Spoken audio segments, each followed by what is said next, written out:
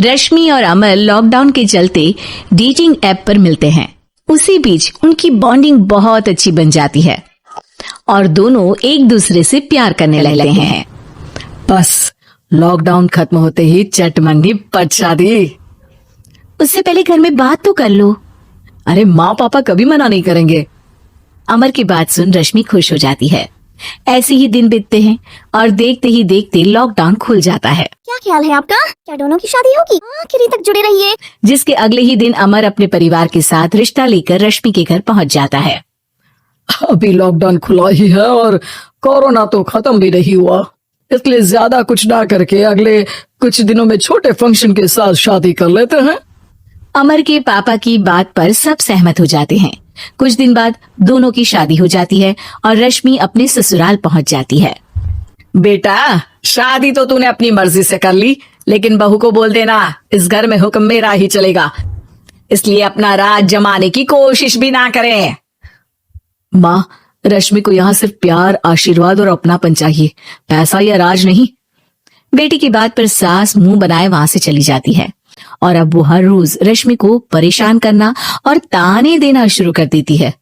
देखो, ये है आजकल की लड़की, इंटरनेट पर लड़कों से बातें करते हुए इन्हें शर्म भी नहीं आती, और यहाँ तो देखो कितनी सीधी सुशील बनकर दिखा रही है।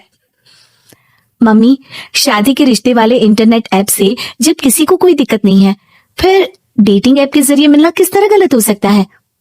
रश्मि की डेटिंग ऐप वाली बात सुन उसकी हैरान सास तुरंत तुनक कर पूरे घर को सिर पर उठा लेती है, जिसकी आवाज सुन अमर और उसके पापा भी वहां आ जाते हैं।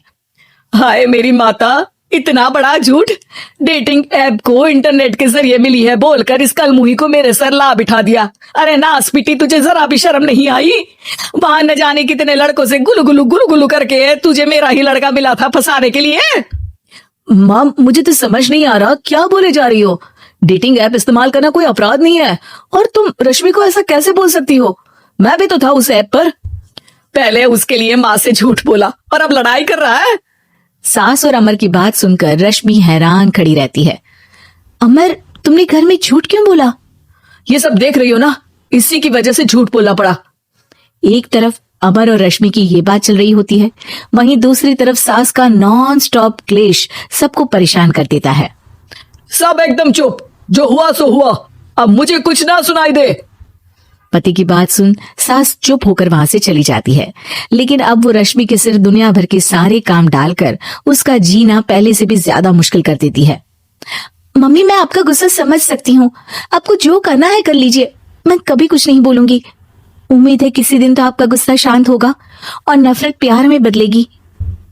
रश्मि की अच्छाई को उसका नाटक समझकर सास गुस्से के 7वें आसमान पर चढ़ जाती है और उसी शाम रश्मि को नीचा दिखाने के लिए अपनी सहेलियों को घर बुलाकर उसकी बुराइयां करने लगती है। अरे कौशल्या, क्या बताऊं, आजकल के बच्चे ना बहुत एडवांस हो गए हैं।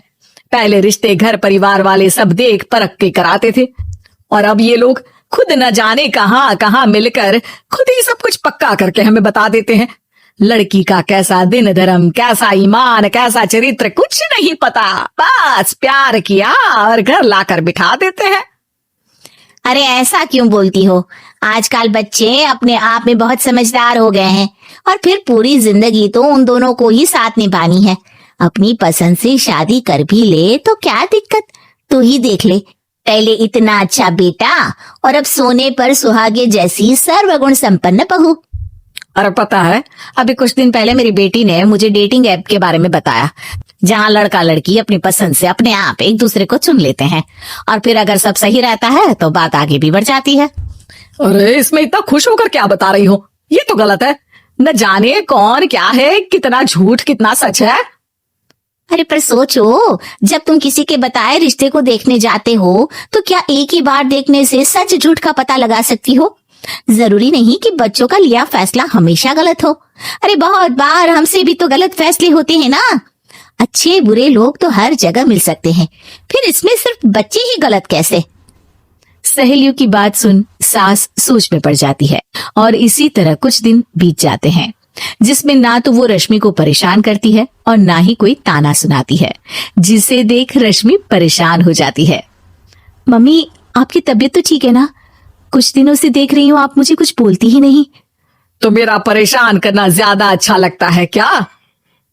नहीं, आपकी शांति उससे ज्यादा परेशान कर रही है। शांति इसलिए है क्योंकि मुझे एहसास हो गया है कि गलत तुम लोग नहीं, मेरी सोच है। प्यार तो एक सुंदर एहसास और शादी खूबसूरत साथ है। अगर ये साथ सच्चा है तो कहीं पर भी किसी भी तरह जुड़ा हो, उससे कोई फर्क नहीं पड़ता। आप कौन है? इतनी अच्छी बातें मेरी पत्नी तो नहीं बोल सकती। क्या आप भी?